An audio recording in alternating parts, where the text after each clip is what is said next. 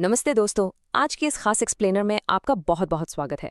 एक ऐसा विचार, एक ऐसी लाइन जिसे हम सबने अपनी जिंदगी में कभी ना कभी सुना है, दोहराया है और सच कहूं तो अक्सर दूसरों को तसल्ली देने के लिए समझाया भी है। जो होता है अच्छे के लिए होता है, लेकिन क्या हम वाकई से अपनी जिंदगी में उतार पाते हैं? आज के इस डीप एनालिसिस में हम लाइफ की इसी फिलॉसफी को डीकोड करने वाले हैं। हम उन विचारों की परतों को खोलेंगे जो सीधे हमारे मूल स्रोतों से लिए गए हैं। तो बस एक गहरी सांस लीजिए, मन को शांत कीजिए और आइए मेरे साथ इस विचार की गहराई में उतरते हैं। अब जरा इस सीधे से विचार को देखिए। आप ही बताइए, जब लाइफ बिल्कुल हमारे प्लान के हिसाब से चल रही हो, रास्ते एकदम खुले हों और हमें वो सब मिल रहा हो जो हम चाहते हैं, तब इस बात पर यकीन करना कितना आसान होता है ना? उस वक्त ये बस एक घिसी पिटी बात यानी एक क्लीशे जैसी लग सकती है। लेकिन दोस्तों, असली चुनौती तो तब शुरू होती है जब जिंदगी अचानक से यू टर्न ले लेती है। जब हमारे सपने टूट जाएं या जब हमारा कोई अपना हमसे दूर चला जाए, तब क्या इस बात पर विश्वास करना इतना ही आसान रहता है? यहीं से, ठीक यहीं से हमारी आज की ये यात्रा शुरू होती है। तो चलिए अपने पहले भाग की ओर बढ़ते हैं, विश्वास की असली परीक्षा। क्योंकि सच तो ये है कि विश्वास की असली परख रोशनी में कभी नहीं होती, वो हमेशा अंधेरे में ही होती है। अब यहाँ जो बात सबसे ज्यादा दिलचस्प है वो ये है कि ये हमारे सो कॉल्ड विश्वास या भरोसे की पूरी पोल खोलकर रख देती है। सुख के समय का जो विश्वास होता है ना, वो बहुत ही सुपरफिशियल या सतही होता है, उसे कभी टेस्ट ही नहीं किया गया होता। लेकिन सत्य तो वो है जो बुरे से बुरे वक्त में भी अपनी जगह से ना हिले। जब आपके सारे भरोसेमंद रास्ते बंद हो जाएं और फिर भी आप दिल से ये मान सके कि हाँ, कुछ बेहतर होने वाला है, यार वही असली और गहरा विश्वास है। दुख के समय का यही विश्वास हमें अंदर से फौलाद बनाता है। पता है हमारी सबसे बड़ी भूल क्या होती है? हम सिर्फ सामने हो रही घटना को ही पूरा सच मान लेते हैं। हमारी दृष्टि, हमारा नजरिया बहुत छोटा होता है। हम बस एक मोड़ पर खड़े होकर सोच लेते हैं कि बस सब खत्म हो गया, जबकि जिंदगी मुस्कुराकर हमसे कह रही होती है कि अरे भाई, ये तो सिर्फ दिशा बदलने का समय है। जिससे हम सबको छिन जाना मानकर रो रहे होते हैं, लाइफ के नजरिए से वो शायद हमें किसी बहुत गलत रास्ते पर जाने से बचाने का एक तरीका होता है। और यही बात हमें सीधा हमारे दूसरे पॉइंट पर ले आती है, पीड़ा का कारण, हमारी अपेक्षाएं। आखिर हमें इतना दर्द होता क्यों है? देखिए, हमारी पीड़ा का असली कारण वो घटना नहीं है जो हमारे साथ हुई है, बल्कि हमारी वो अपेक्षाएं या एक्सपेक्टेशंस हैं जो टूट गई हैं। हमने चाहा था कि ऐसा हो और वैसा नहीं हुआ, सिंपल। तो इसका सलूशन क्या है? यहाँ स्वीकार यानी एक्सेप्टेंस की इस सटीक परिभाषा को देखिए। लोग सोचते हैं कि एक्सेप्ट करने का मतलब है हार मान लेना। बिल्कुल नहीं। इसका असल मतलब है अपनी परिस्थितियों को लेकर पूरी तरह से क्लियर हो जाना। जब आप जो सच है उससे लड़ना बंद कर देते हैं ना, तब जाकर आपकी एनर्जी वेस्ट होने से बचती है। और सच कहूं तो वहीं से आपकी असली इनर पावर का जन्म होता है। जरा इस तुलना को ध्यान से देखिए। एक तरफ है हमारा अधीर या इम्पेशेंट मन, जिसे सब कुछ अभी के अभी चाहिए। वो बस रोता है, शिकायत करता है और पूछता रहता है, मुझे मेरा रिजल्ट कब मिलेगा? लेकिन दूसरी तरफ है एक धैर्यवान मन। वो क्या पूछता है? वो पूछता है, मैं इस परिस्थिति से क्या सीख रहा हूँ? जिंदगी बस इसी बात का इंतजार करती है कि कब आप थोड़े शांत हो, ताकि वो आपको अपने छिपे हुए रहस्य बता सके। अपने समय को थोड़ा मौका देकर तो देखिए, वो कमाल कर सकता है जो कोई लॉजिक कभी नहीं कर सकता। इसी थॉट को आगे बढ़ाते हुए हम आते हैं अपने तीसरे भाग पर, ठहराव और असफलता का रहस्य। ये समझना बहुत जरूरी है कि लाइफ में रुक जाना या पॉज लग जाना हमेशा कोई बुरी बात नहीं होती।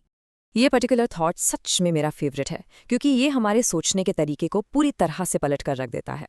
हम सब सक्सेस के पीछे भागते हैं ना, है ना?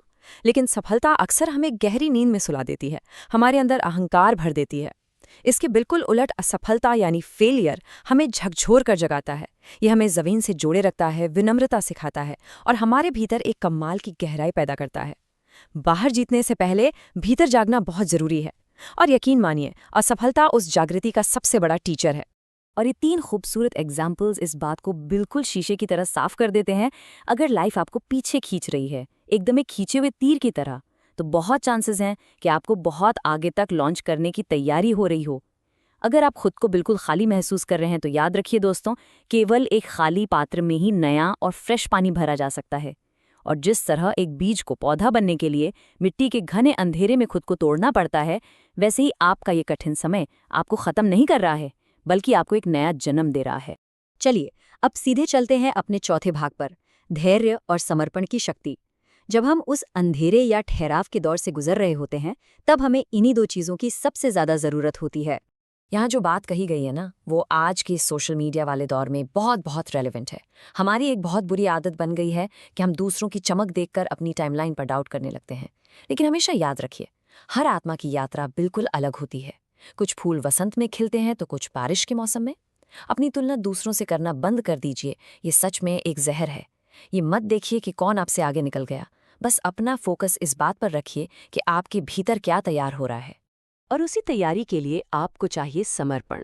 अब समर्पण या सरेंडर का मतलब ये बिल्कुल नहीं है कि आप कुछ करें ही मत या आलसी हो जाएं। ना, इसका मतलब है पूरी तरह से अवेयर होकर लाइफ के फ्लो के साथ बुद्धिमानी से बहना। सोचिए, अगर आप नदी के बहाव के खिलाफ तैरेंगे तो थक ही जाएंगे ना। बीज बोना और उसमें अपना 100% देना आपका काम है, लेकिन बारिश कब होगी इस टेंशन को छोड़ देना ही असली समर्पण है। अपना कर्म पूरी शिद्दत से कीजिए, लेकिन रिजल्ट्स को लेकर बेचैन मत होइए। इसी के साथ हम आ पहुंचे हैं अपने इस एनालिसिस के सबसे निर्णायक और पावरफुल हिस्से पर। सही प्रश्न, नई दिशा। ये वो हिस्सा है जो हमें सिखाता है कि हम कैसे अपनी रियलिटी को अपने हाथों से बदल सकते हैं। जब भी जिंदगी बहुत भारी लगने लगे, मन बहुत बेचैन हो जाए, तो खुद से बस ये एक सीधा सा सवाल पूछिए, क्या ये कठिनाई मुझे छोटा कर रही है या बड़ा बना रही है? ये एक सवाल आपको तुरंत एक बहुत ही गहरे सेल्फ रिफ्लेक्शन में ले जाएगा। अगर आप थोड़े से भी अवेयर हैं तो आप समझ जाएंगे कि हर मुश्किल आपका साहस और आपकी समझ बढ़ा सकती है। अगर रास्ते में कोई पत्थर पड़ा है तो चॉइस आपकी है, या तो आप उससे ठोकर खाकर गिर जाएं या फिर उस पर पैर रखकर एक सीढ़ी ऊपर चढ़ जाएं। आप खुद देख सकते हैं कि हमारे पूछे गए सवाल कैसे हमारी पूरी माइंडसेट को कंट्रोल करते हैं। यार, मेरे साथ ही ऐसा क्यों हुआ, या मुझे किसने धोखा दिया? देखिए, ये सब पीड़ा के प्रश्न हैं जो आपको उसी दर्द में उलझाए रखेंगे। लेकिन जैसे ही आप पूछते हैं, मैं इस सिचुएशन से क्या सीख सकता हूँ, या इस अकेलेपन में मैंने खुद को कितना डिस्कवर किया, तो सडनली ये शक्ति के प्रश्न बन जाते हैं। जैसे ही आपके सवाल बदलते हैं, आपके जवाब बदल जाते हैं और आपकी एनर्जी शिकायत करने से हटकर कुछ नया क्रिएट करने की तरफ मुड़ जाती है। और जब आपकी एनर्जी उस कंस्ट्रक्टिव डायरेक्शन में मुड़ती है, तब बदलाव ठीक इसी क्रम में होता है। इस फ्रेमवर्क को जरा ध्यान से देखिए। लोग अक्सर गलती क्या करते हैं, वो सीधा अपने रिजल्ट्स को बदलना चाहते हैं और इसीलिए वो फ्रस्ट्रेट हो जाते हैं। लेकिन कोई भी असली बदलाव हमेशा आपके भीतर से शुरू होता है। सबसे पहले आपकी सोच बदलती है, फिर उस सोच से आपका बिहेवियर, आपकी चाल बदलती है। जब बिहेवियर बदलता है तो आपकी आदतें बदलती हैं और तब जाकर फाइनली आपके परिणाम बदलते हैं। बस अपनी जड़ों पर काम कीजिए, फल तो अपने आप ही बदल जाएंगे। और अब एंड में मैं आपको इस एक बेहद पावरफुल थॉट के साथ छोड़ना चाहता हूँ। जब तक आपकी पावर बाहरी चीज़ों पर डिपेंड करती है ना, तब तक हर छोटा सा बदलाव आपको अंदर तक हिलाता रहेगा। लेकिन जिस दिन आपका भरोसा उन बाहरी परिस्थितियों से हटकर खुद आपके ऊपर टिक जाता है, बस उसी दिन आपकी असली स्थिरता, आपकी ट्रू स्टेबिलिटी का जन्म होता है। फिर चाहे बाहर कितना भी बड़ा तूफान क्यों ना हो, आपके भीतर एक अटूट मौन और एक कमाल की शक्ति हमेशा बनी रहती है। तो खुद से बस इतना पूछिए, क्या आप अपने अगले चैलेंज को अपनी सबसे बड़ी ताकत बनाने के लिए तैयार हैं? आज के इस एक्सप्लेनर में हमारे साथ जुड़ने के लिए आपका बहुत बहुत शुक्रिया। इस विचार पर एक बार शांति से ज़रूर सोचिएगा।